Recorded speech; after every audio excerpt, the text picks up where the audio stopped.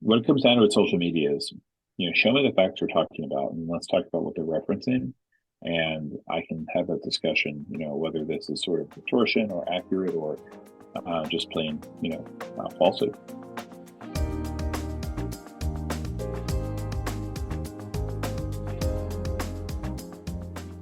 Welcome to Off the Chart, a podcast featuring lively and informative conversations with healthcare experts, opinion leaders, and practicing physicians about the challenges facing doctors and medical practices. I'm your host, Keith Reynolds, and on behalf of the whole team here at Medical Economics and Physicians Practice, I hope you had a happy holiday and a wonderful new year. This episode, we're featuring a conversation between Medical Economics Assistant Editor Austin Luttrell and Dr. Richard Miller, a psychiatrist with Elwyn Adult Behavioral Health in East Greenwich, Rhode Island. They'll be discussing how to talk to patients about health information they get from social media.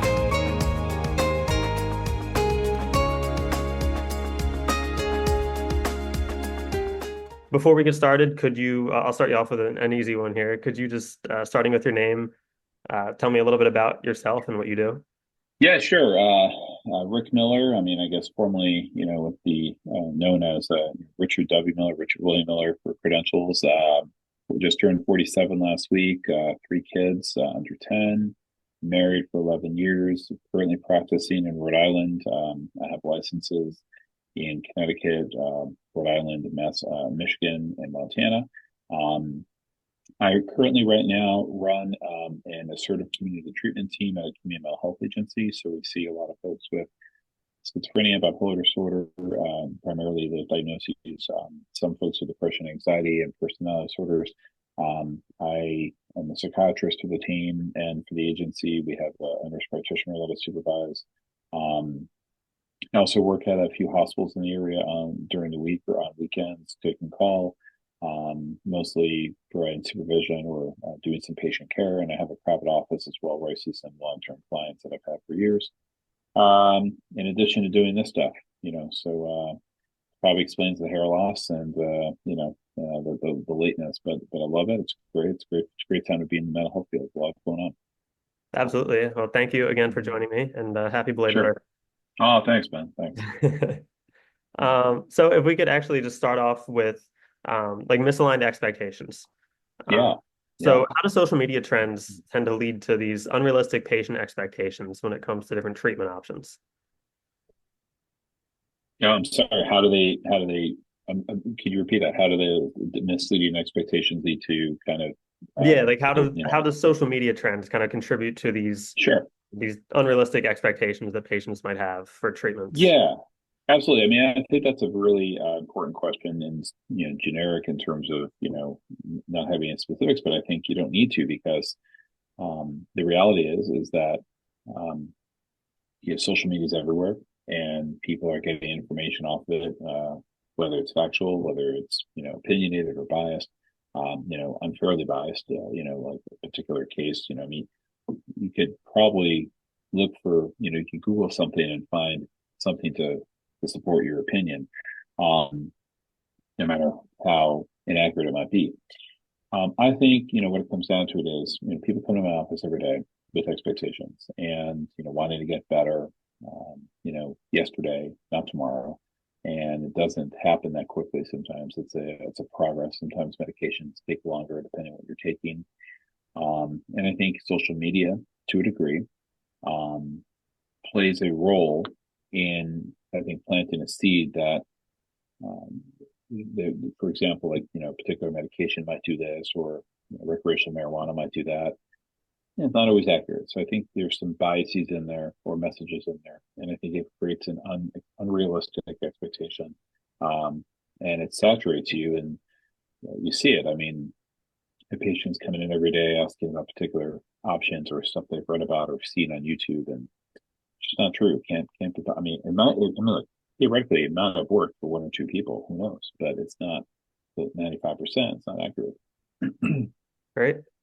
Could you talk about maybe some things that physicians can do to address requests for inappropriate or unproven treatments that patients might have heard on social media and then kind of bring to them? Yeah, I think it's important to, ask the patient, hey, where are you getting this from? Tell me about it. What's your understanding of the facts? And then have a discussion as to if they're factual or not. and I think kind of educating the patient to the best of your ability. So again, a lot of the folks that might not necessarily may come in here, but in mental health, people are hungry. They're desperate for treatment, I'd argue, and they want to get better quickly. So they might see something and jump onto it, whether it's accurate or not, who knows? So I think kind of realigning what's realistic. I always give the analogy, you don't walk into a gym and get biceps on day one. It takes a while. You got to go there, you got to train your muscles, you got to, get your body in shape. And it didn't take a while to get out of shape. It takes you a while to get in shape. So kind of like your brain with mental health and depression and lifestyle change, it takes time, it takes an effort. So I think what it comes down to with social media is, show me the facts we're talking about, and let's talk about what they're referencing. And I can have that discussion, whether this is sort of distortion or accurate or just plain, falsehood. And so what kind of goes on when maybe you not confront, but you're explaining that to a patient and then they start to get frustrated, or there is just that misunderstanding there. How can healthcare providers manage that frustration or tension? Yeah. When what they think is right from social media conflicts with what's recommended clinically. Yeah, I mean, I think it depends on the person. I mean, I think they look, ultimately in this field, the most important thing is communication. And I think having a therapeutic alliance and working with your patient on a shared treatment decision, working with the patient so that their goals align with your goals. And again, may not be 100% overlap, but 75, 80%, 90% would be preferred. And, I would say getting to where you are able to understand where they're coming from, hearing them, showing that they're heard, and then providing them with, again, reviewing what they're presenting, whether it's accurate, inaccurate, or not. I think, honestly, people respond pretty well. I haven't had too many adverse situations where people have like stored out of the office or, chose not to see me again. They just want to be heard. And they, I always appreciate them for their efforts to find things and to educate me or to, show me what's out there. But my goal is to then kind of give them reality based and say, look, yeah, some of this is true, some of it may not be. Let's talk about this. So acknowledging them, meeting them where they're at, validating, empathizing. And you touched on it at the end there. Can you go a little bit more into the role that empathy might play in kind of maintaining a strong physician-patient relationship when, there is that misunderstanding or that frustration? Yeah, I mean, I actually just did it. That's why I was running late to this call. I mean, we had an irate family member complaining about something at one hospital I work at, and it started this whole chain of events with like risk management and everything. And I wrote back on email. So there's a lot of misinformation here. So we called the person who was upset, and I had someone else on the call with me for backup to kind of make sure I was hearing right, because I had a long conversation with this guy last night at 9 o'clock. And he said, no, I don't have any problems. He's like, I voiced my concerns to you. He's like, I think what happened this morning is I had a different person call me and I just kind of spewed what I spewed to you last night. He's like, but we're good. He's like, we have the same treatment goals. I mean, in terms of, family member. I mean, so I think clarification, communication is key. What happened with that particular gentleman, he was frustrated that no one had called him about his family member. He was frustrated that it had been a few days. And again, there's reason for that. I just happened to be walking into the office that day, that landmine. So I inherited the mess. To the point, I think there's a lot of parallels here. People just want to be heard. The worst thing you can do is tell them what they come and tell you is, ridiculous or not important, because then anything else you say, like whatever factual it might be, they're not going to listen to you.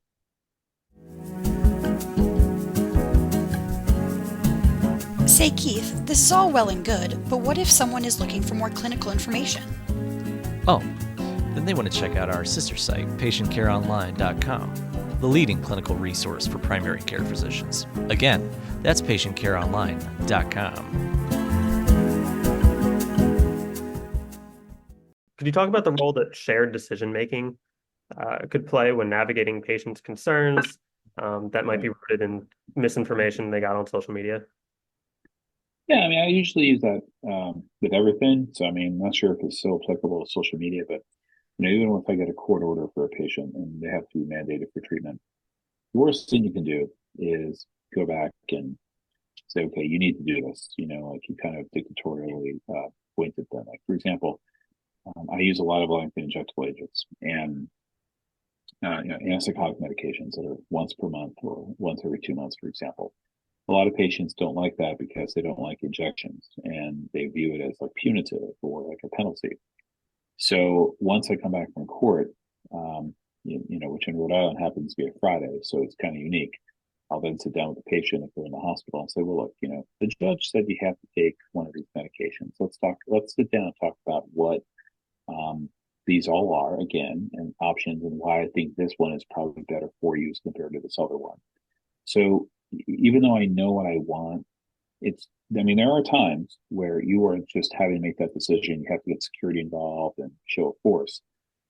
But I'd say 95% of the time, if you sit down and attempt to talk to your patient and show them why you believe this is better than that, they're gonna follow that and they're gonna feel empowered and they're gonna know, and it's going to be a better discussion. So I think shared decision making really is the way to go going forward.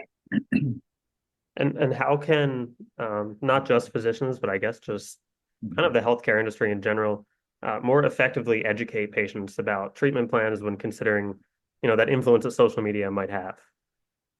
Yeah, I think we have to talk about social media being out there, and that you may see things that are kind of asynchronous or different than you would. You're not going to receive this in a textbook. It's going to be very different. I would argue that we just have to be alerted and that there's stuff out there like misinformation, which is out there all the time, and it's always been there. It's just more easily visible on YouTube, for example, or maybe Instagram, or whatever it might be, as compared to having to find it, on a TV station late at night. I think just letting them know that's out there, and if they have questions, they can always talk to the professionals, whether it's myself or their case manager or another doctor friend who they might know. It just depends. So, kind of again, meeting them where they're at, understanding this is out there, and kind of figuring out what the next best steps are. Absolutely. And going forward, what role do you think, or what steps can healthcare providers take to really, I guess, improve patient education? I guess with social media being a factor. Yeah, again, I don't have one of these, but I know a few people who do podcasts. Like a doctor podcast or psychiatric podcast, and kind of educating people and about what's out there, and being able to have them listen to what they need to hear in their own time, in their own form. I think having tools that are out there that are factual and evidence based. I'm not saying some other stuff or other things are not, but if you're able to publish something or generate something that is completely factual, then there's some good stuff out there for your patients to rely on if they need it. So I would say maybe have an avenue in the social media landscape, like we're just talking about, as a tool, whatever it might be. Just something out there where there's people out there. My wife does something similar to this, where a little tangent here. She does some mentoring for postpartum moms, and it's anonymous. You get the name of the person, but you don't put their location or anything like that. But yet she vetted. The point is, these women who are struggling can call, and they have like a weekly discussion, and they know these are with vetted people who've been through this, and these are experts. And it's not, like calling an 800 number, you don't know what you're getting. So I think if we did something like that, similar with mental health, psychiatry, and I think we're getting better about that.